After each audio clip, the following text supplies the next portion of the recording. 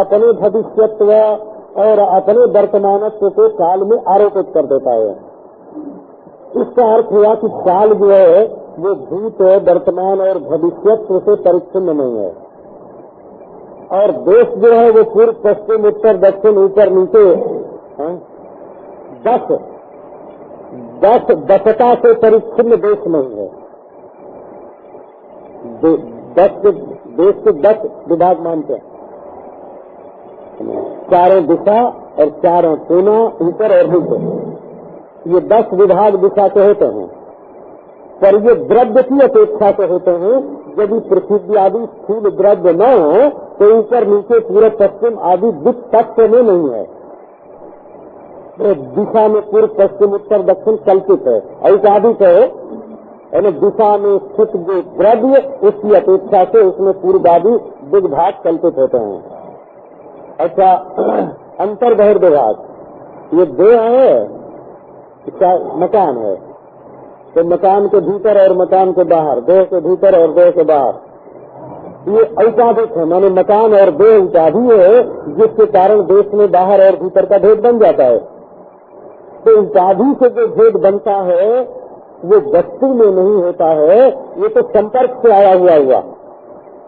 तो न काल में भेद है न देश में भेद है। अब आप कभी इस काल की अखंडता और देश की अखंडता पर विचार करना।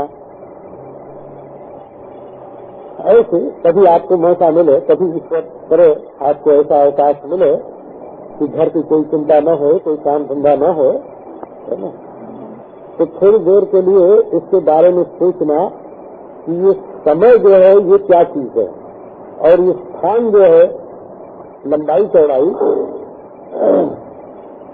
बंदे है, तो इसमें क्या फायदा है।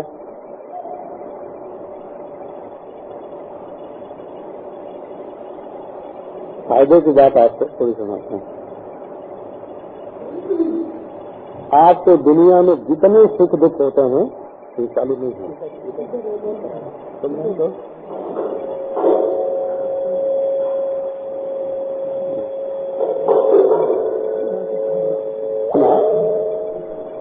जब आप घर में किसी छोटी मोटी चीज के बारे में सोचते हो तभी आपको सुख दुख होता है।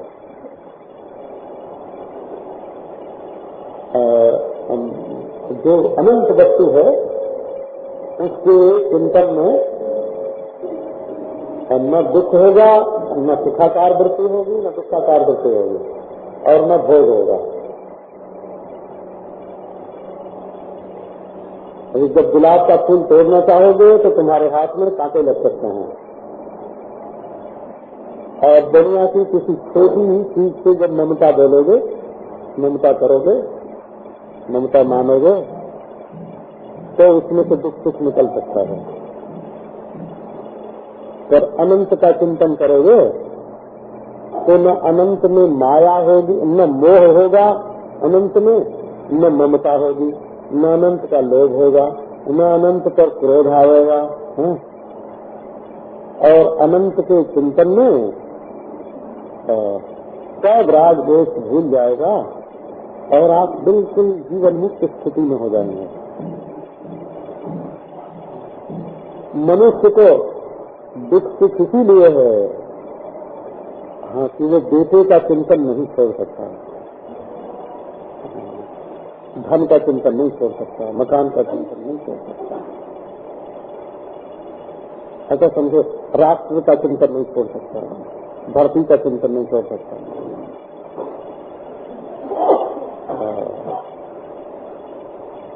जब तक वो दुनिया को अपने काम में लेना चाहता है तब तक क्योंकि वो स्वयं छोटा है, इसलिए छोटी छोटी दुनिया की चीजें सोचता है और ये छोटी चीजें तकलीफ देते हैं। और भगवान का बुरा भी आपको कब तक दुख देता है, जब तक अनंत का चिंतन नहीं करते। अनंत से बुरा कहाँ है? अनंत से बुरा कहाँ है? अनंत तो इसी समय आपके हृदय में है, यही है, यही है। अनंत कहीं गया थोड़ी है। अनंत का बुरा आपको कभी सता नहीं सकता। और आगे विरह हो जाएगा इसका भय भी नहीं है। पहले कभी विरह हुआ है इसका शोक भी नहीं है। देखो अनंत का विरह पहले कभी नहीं हुआ है इसलिए शोक नहीं है, और अनंत का विरह बाद में कभी हो जाएगा इसका भय नहीं है। और अनंत माने अनंत का चिंतन माने शांत चिंतन को परित्याग करने की कला। अनंत का चिंतन माने शांत के चिंतन के परित्याग की कला।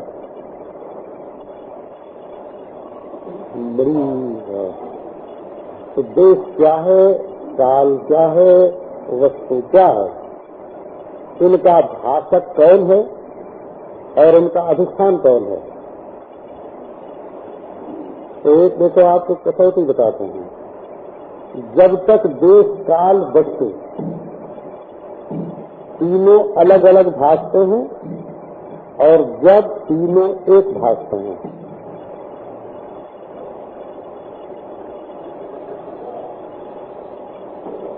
तो इनका जो अधिष्ठान है, माने ऐसा अनादि अनंत जो इनका अधिष्ठान है जिसमें काल की है ना, जिसमें काल रहता हुआ नजर आता है।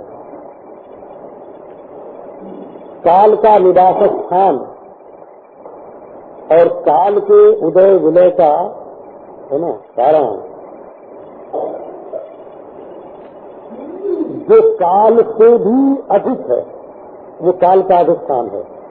जो देश से भी अधिक है वो देश का अधिष्ठान है। और जो आकृति वाले द्रव्यों से भी अधिक है उसका नाम अधिष्ठान है। तो ये तीनों तीन नहीं है, उस अधिष्ठान में एक है। जिसको मालूम पड़ता है वो, और देश काल वस्तु का जो अधिष्ठान है सो, ये दोनों जब तक एक न मालूम पड़े तब तक समझना कि अभी तुम्हारा ज्ञान जो है वो गंधर्व नगर में घूम रहा है। ये कसौटी है। जिसको मालूम पड़ रहा है वो चेतन, और जिसमें देश काल वस्तु अलग अलग भी, देश के सारे भेद पूरब पश्चिम बाहर भीतर आदि, काल के सारे भेद भूत भविष्य वर्तमान आदि, और द्रव्य के सारे भेद मिट्टी पानी आग आदि, ये सारे भेद, और फिर एक देश एक काल एक सत्ता, और फिर सत्ता देश काल का पृथक पृथक न होना, और फिर देश काल द्रव्य के अभाव का अधिष्ठान और अभाव का प्रकाशक। हाँ, ये दोनों एक हैं, अद्वय हैं। ऐसा बोध जब तक नहीं होगा तब तक समझना कि बोध अभी बहुत दूर है। हाँ, स्वयं बोध रूप होने पर भी तुम बोध से दूर हो।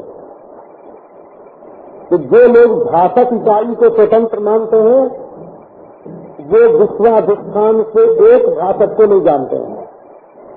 भाषक इकाई स्वतंत्र नहीं होती। भाषक इकाई देश काल वस्तु रूप विश्व के अधिष्ठान से अभिन्न है। वो अधिष्ठान ध्यान मात्र ही है। तो ध्यान मात्र अधिष्ठान और अधिष्ठान मात्र दान, माने आत्मा और ब्रह्म की एकता। ये बोध जब तक नहीं होगा तब तक परमार्थ वस्तु का बोध नहीं हुआ। तो अब इसलिए क्या है, ये अचिंत पद है, अपना आपा अचिंत आत्मा है। अचिंत्य नहीं है ना, अचिंत्य नहीं हो, अचिंत। जिसमें चिंता नहीं है सो अचिंत्य, और जो चिंता का विषय नहीं है सो अचिंत्य। बोला तो अचिंत्य अनिर्वचनीय नहीं। अपना आत्मा कैसा, बोले अचिंत्य, उसमें कोई चिंता ही नहीं है। देश काल वस्तु की कोई चिंता नहीं है। देखो तुम्हें दुख होगा तो रुपया मिलने न मिलने का होगा, तुम्हें दुख होगा तो अपने संबंधी के आने न आने का होगा, तुम्हें दुख होगा तो शरीर के स्वस्थ अस्वस्थ होने का दुख होगा, तुम्हें दुख होगा तो अंतःकरण के चंचल अचंचल होने का दुख होगा, लेकिन अनंत के चिंतन में, अनंत वस्तु में, जहाँ अनंत की खोज शुरू हुई और अंत वाली वस्तुओं पर से नजर उठी, वहाँ लौकिक सुख दुख का आत्यंतिक अभाव हुआ। तो अखंड काल का चिंतन अखंड आनंद है, अखंड देश का चिंतन अखंड आनंद है, अखंड सत्ता का चिंतन अखंड आनंद है, और वो तीन नहीं है ना। अखंड वस्तु का चिंतन अखंड आनंद है और वो आत्मा से जुदा नहीं है ना। इसलिए अखंड आत्मा का चिंतन अखंड आनंद है, इसी को अद्वय बोलते हैं। सीमा द्वैत का संपूर्ण निषेध किए, चाहे कश्मीरी शैवों का द्वैत हो, चाहे तांत्रिकों का द्वैत हो, चाहे नारायण उपासकों का द्वैत हो, ईश्वर ही सब कुछ है, ये उपासकों का द्वैत है। मैं ही सब कुछ हूँ, ये कश्मीरियों का है ना, कश्मीरियों का है। और हमारा इष्टदेव तो शक्ति ही सब कुछ है। तो तांत्रिकों का अद्वैत दूसरा, उसमें सब कुछ है और अद्वैत भी है। कश्मीरियों का अद्वैत दूसरा, उपासकों का अद्वैत दूसरा। इसमें न भावना है, न इसमें चिंतन है, न इसमें दोहराने की जरूरत है। इसको तो कहते हैं कि बिल्कुल स्मरण न हो हृदय में, और ज्ञानी पुरुष हाय हाय करके शरीर से लौट रहा हो धरती पर।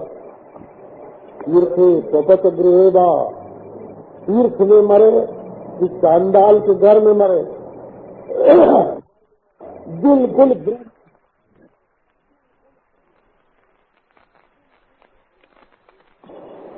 जिसके अंदर शोक नहीं है।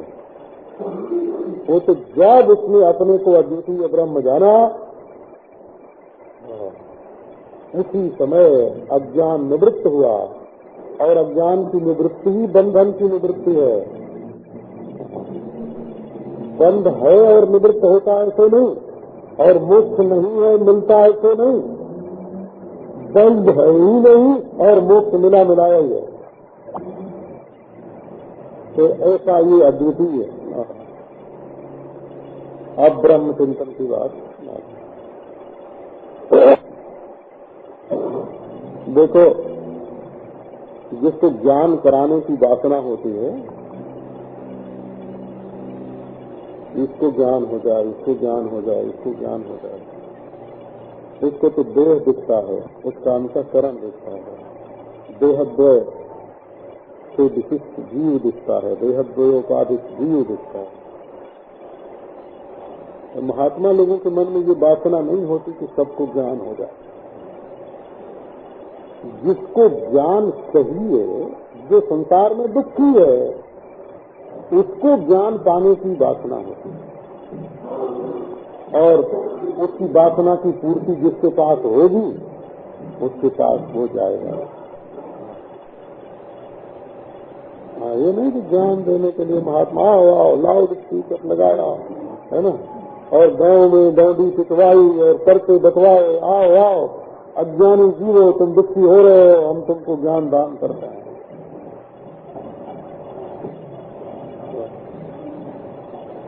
महात्मा अपनी मस्ती में बैठा होता है,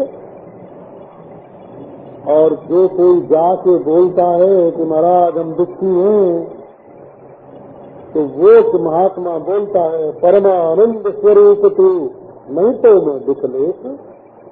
अरे तू तो ब्रह्म है, परमानंद स्वरूप है, तेरे अंदर दुख नहीं है। बोले हम बद्ध है, तो ना तू मुक्त है। तो महाराज हम वासना मान है, तो ना तू असंग है। अपने में अज्ञानी पुरुष जो जो आरोपित करता है, उस आरोप को काट देना अपनी मस्ती में, वासनावान होना कि इनको ज्ञान हो जाए, इनको ज्ञान हो जाए, इनको ज्ञान हो जाए। अरे सब ज्ञान स्वरूप ही है, सब ब्रह्म स्वरूप ही है। अगर तुम किसी को अज्ञानी, किसी को बद्ध, किसी को दुखी देख रहे हो तो अपने आप को ही अज्ञानी, बद्ध और दुखी देख रहे हो। माने तुमने अपने को ही ब्रह्म नहीं जाना। नारायण, ये कादरीपना, मौलवीपना, पुरोहितपना है ना, वो कर्मकांड का विषय है। वो एक एक संप्रदाय, एक एक आचार्य के द्वारा प्रवर्तित संप्रदाय को चलाना है। एक एक संप्रदाय की संस्कृति को संरक्षण देना है, वो दूसरी चीज है। और तत्वज्ञान संप्रदाय की वस्तु नहीं है, ये प्रांत की, राष्ट्र की वस्तु नहीं है, ये जाति की वस्तु नहीं है, ये स्वर्ग नरक मर्तलोक की वस्तु नहीं है, ये किसी की भावना नहीं है, किसी की चिंता नहीं है, ये अखंड वस्तु है। ये कोई राजनीतिक पार्टी नहीं है बोला। तो सुखे नैव भवेद् यस्मिन् अजस्रम् ब्रह्मचिन्तनम् आसनम् तद्विजानीयात् नेतरत् सुखनासनम्। किसी को आसन करके देहाभिमान बढ़ता है। क्या हम तो ऐसा आसन करते हैं, हमारा ऐसा आसन सिद्ध है।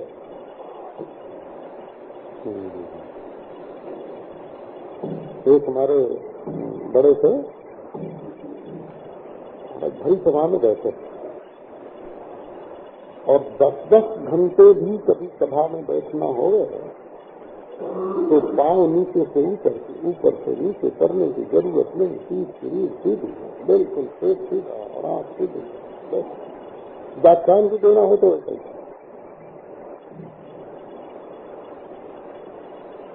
और बड़ी भारी तारीफ थी इस बात की।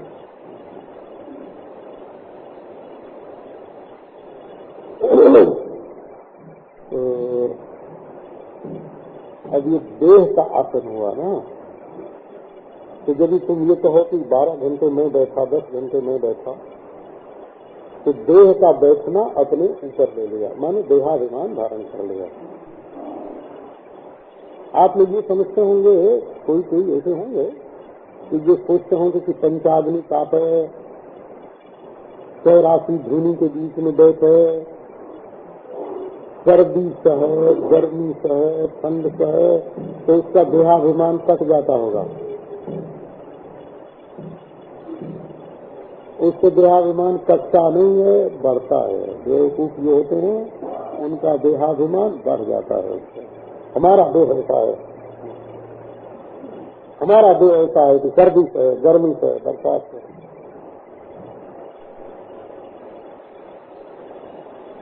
तो नारायण, एक आपको सुनाता हूँ, हंसी करने के लिए नहीं, समझने के लिए बात की।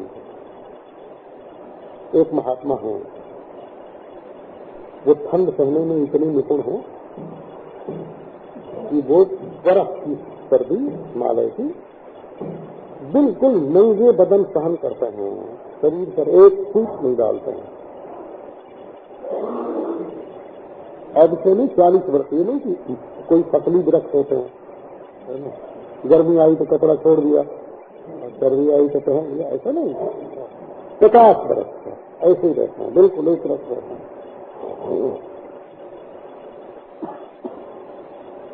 लेकिन उनको माघ के महीने में हरिद्वार की गर्मी सहन नहीं होती है। पसीने से पंखा जला जा रहा है, बड़ी गर्मी है, बड़ी गर्मी है, बड़ी गर्मी है।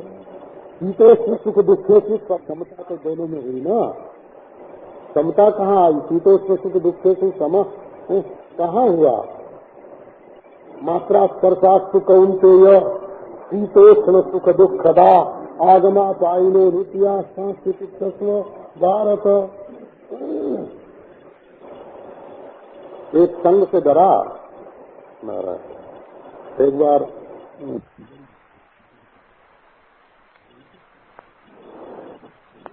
विश्वेश्वरा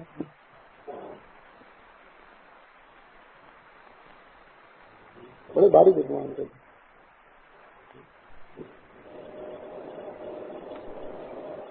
बड़ा ही सत्संग होता है वेदांत का। एक वेदांत के बड़े नामी ग्रामी विरक्त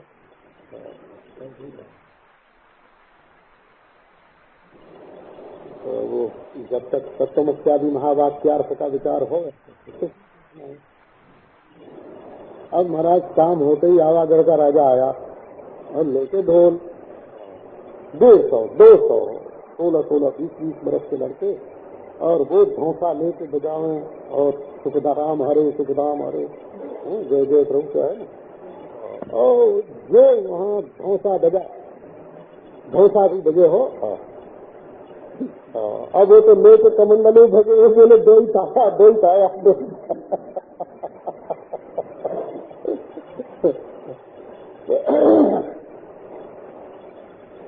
ऐसे नहीं होता। इसका नाम अनंत का विचार नहीं है। अनंत में जैसे अनंत आकाश में नीलिमा केवल दृश्यमान है, दृष्टि है, ऐसे अनंत ब्रह्म में ये संपूर्ण प्रपंच दिखाई पड़ रहा है। जैसे आकाश की नीलिमा से कपड़ा नहीं रंगता है, वैसे प्रपंच के रंग बिरंगे रूप से आत्मा रंगता नहीं है। जैसे आकाश की नीलिमा से आकाश नहीं रंगा जाता, वैसे प्रपंच के नाना प्रकार के रूप से अपना जो आत्मा है वो रंगा नहीं जाता, बिल्कुल अनंत है, मानी हुई है। मानी हुई है। जन्म और मृत्यु अपने में बिल्कुल माना हुआ है। स्वर्ग और नरक माना हुआ है, आना और जाना माना हुआ है, वासना अपने में मानी हुई है, बंधन और मोक्ष अपने में दोनों माने हुए हैं। बंधन भी माना हुआ है, मोक्ष भी माना हुआ है, ज्ञान भी माना हुआ है, अज्ञान भी माना हुआ है। अज्ञान माना हुआ है इसलिए ज्ञान की जरूरत पड़ती है। सुखे नैव भवेद् यस्मिन् अजस्रं ब्रह्म चिंतनम्। ब्रह्म का चिंतन हो, माने अखंड अद्वितीय वस्तु का चिंतन हो। कुछ लेना देना हो तो किसी का चिंतन करो। संसारी लोग करते ही हैं। धन लेने के लिए किसी का चिंतन करते हैं, भोग लेने के लिए किसी का चिंतन करते हैं, धर्म करने के लिए किसी का चिंतन करते हैं, कल कारखाना खोलने के लिए किसी का चिंतन करते हैं, तो इसी से बोलते हैं कि जो लोग संसार से निरपेक्ष होते हैं ना, वो परमात्मा का चिंतन करते हैं। इसी से वैराग्य का अधिकार जो है, वैराग्य तो ब्रह्म चिंतन में जो अधिकार मानते हैं, अधिकार और अधिकार का अर्थ ये नहीं है कानूनी अधिकार और अधिकार नहीं। तुमको गोद में खिलाने के लिए चाहिए बच्चा, तो तुम हुए शरीर और तुम्हारा बच्चा हुआ शरीर, उसका करो चिंतन। अब ब्रह्म का चिंतन करोगे तो कैसे होगा? इसी को अधिकार बोलते हैं। है ईश्वर प्राप्ति की इच्छा है, तो सब कुछ तुम्हारा मन सब कुछ छोड़ देने को छोड़ के केवल ब्रह्म चिंतन में राजी रहना चाहता है। तो आसन किसको बोलते हैं? योग दर्शन में लिखा है कि स्थिर सुखम आसनम। ये नहीं कि स्थिर पादम आसन, जिसमें पांव स्थिर रहे उसका नाम आसन है, या स्थिर कायम आसनम। शरीर जिसमें स्थिर है उसका नाम आसन है। स्थिर हस्तम आसनम, स्थिर शिरः आसनम। स्थिर सिर का नाम आसन है, स्थिर नेत्र का नाम आसन है, स्थिर हाथ का नाम आसन है, स्थिर काय का नाम आसन है, स्थिर पांव का। स्थिर सुखम आसनम, जिसमें सुख स्थिर हो उसका नाम आसन है। ऐसा तो ये सुख भी बहुत मजेदार है।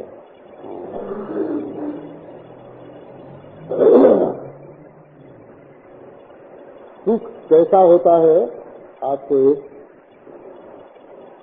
सुख की बात सुनाते हैं। सुख के बारे में आपका ये ख्याल तो नहीं होगा कि वो किस रंग का होता है। कुछ पीला पीला, हरा हरा, लाल लाल, सुख का रंग आपको मालूम है? अरे आपको कोई मिल जाए ना हमारे गांव का साधु, है ना, और कोई चीना रामी मिल जाए तो आपसे पूछेगा कि तुम सुख का रंग बताओ क्या होता है, तो बोले नहीं मालूम है। तो तुमको क्या मालूम है? अच्छा, सुख कितना लंबा चौड़ा होता है आपको मालूम है? लंबाई का आपको 3.5 हाथ से हो, सुख 6 हाथ का होता है। अच्छा, सुख की उम्र कितनी होती है? सुख की उम्र बताओ। अरे तुम लोग इतना सत्संग करते हो, ऐसे ऐसे कहेंगे तो स्वामी अखंडानंद जी ने इतने दिन तुमको प्रवचन सुनाया और ये भी नहीं बताया, ये भी नहीं कहा, क्या बताते हैं? आओ आओ हम एक दिन में तुमको बताते हैं। हाँ, देखो आंख बंद करो, दोनों हाथ से दबाओ, कुछ लाल लाल दिखता है? हाँ दिखता है। कह रहे वो सुख है, कितना बड़ा है देखो तो, है ना, तो दिए चिल्लाओ के बराबर है।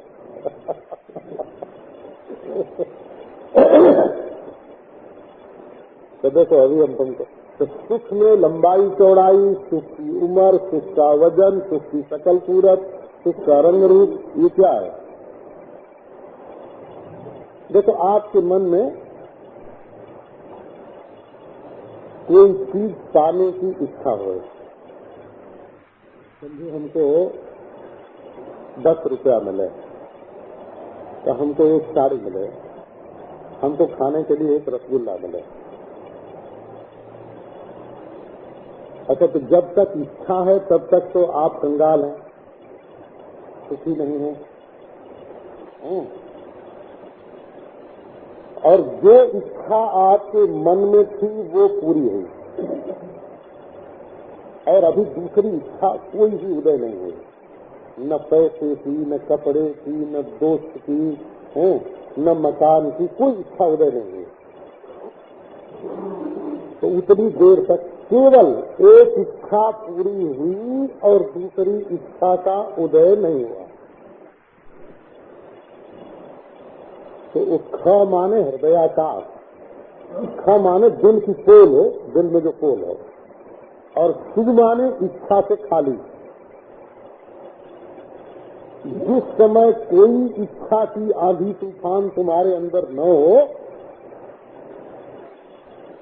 हमारे अंदर ये कमी है और हमको ये चाहिए, उतनी देर उतनी सुख की उम्र है बोला। संसार में जितना सुख होता है, इच्छा माने सुख नहीं होता है।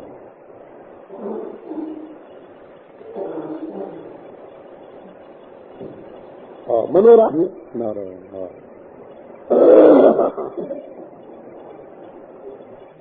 काल सुख काल तो नहीं है ना, बैठने दो। काल सुख काल है क्या? जिस समय आप कुछ चाहने के लिए व्याकुल हैं कि हमको ये मिले, ये मिले, ये मिले,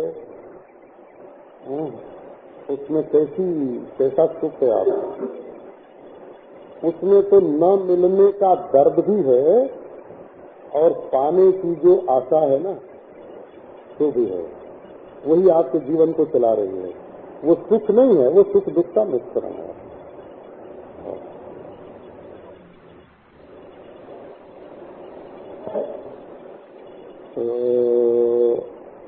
ख माने सुख में 2 अक्षर है, एक सु और एक ख, और दुख में 2 अक्षर है, एक ख और एक दु। सु और दु ये दोनों उपसर्ग हैं। और ख माने हृदयाकाश, हृदय का आकाश, ख माने आकाश, हृदयाकाश, अपने छाती के भीतर जो आकाश है, अपनी छाती के भीतर जो आकाश है उसका नाम है ख। अच्छा, और वो सुंदर हो तो सुख, और वो दूषित हो तो दुख। अपना दिल दूषित हो तो दुख, और अपना दिल सुंदर हो तो सुख। तो समझो छोटी सी तो जगह, अब इसमें तुमने सोने की वजनदार गिन्नी